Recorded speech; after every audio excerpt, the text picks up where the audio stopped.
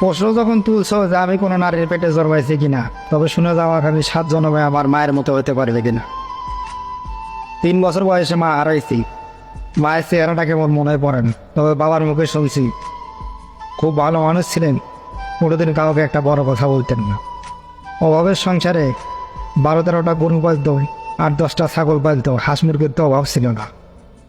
এত কিছুর পরেও ডিজেল এবং সারের ব্যবসা আমার বাবার অভাবের সংসারে সহযোগিতা করার জন্য আমার মা নিজে করতে। এবং এখনকার নারী তো একটু অভাব হলে জামাইকে ছেড়ে পরকীয়ার নাঙ্গের হাত দিয়ে চলে যায়।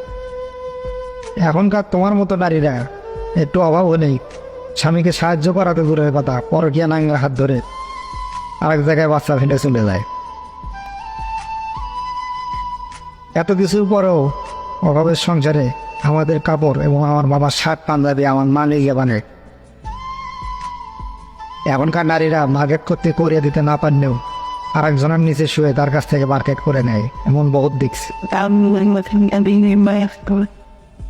তারপরেও এত কাজ করার পরও আমার মা কোনোদিন আমার বাবাকে বলে নাই যে এই বাচ্চাটা একটু তুমি কোলে নিয়ে থাকো, আমি এই কাজটা করি। এখনকার নারীরা কাজ তো দূরের কথা, মার্কেট করতে যেতে জামাইকে বাচ্চাটা ভেন্ডি ব্যাগ সহ হারে দেয় যে আমার ফেসটা নষ্ট হয়ে যাবে, আমার ড্রেসটা নষ্ট হয়ে যাবে, রাস্তার পুরুষরা আমাকে দেখলে খারাপ হন, নাংদেরকে দেখাইতে বাচ্চা স্বামী ঘুমাতে।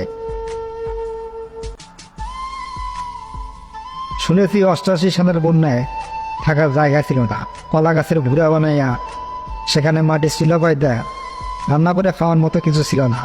মোটা চাল ভাই দে আমার বাবার সঙ্গে খাইয়ে মা ঘুমাইতো। এখনকার নারীরা সন্ধ্যা নাই লাগতে ফোনটা নিয়ে শুয়ে মরে পরকীয়ার নাঙ্গের সাথে কথা বলার জন্য বাচ্চাটা স্বামীর কাছে চাপাইয়া দিয়া।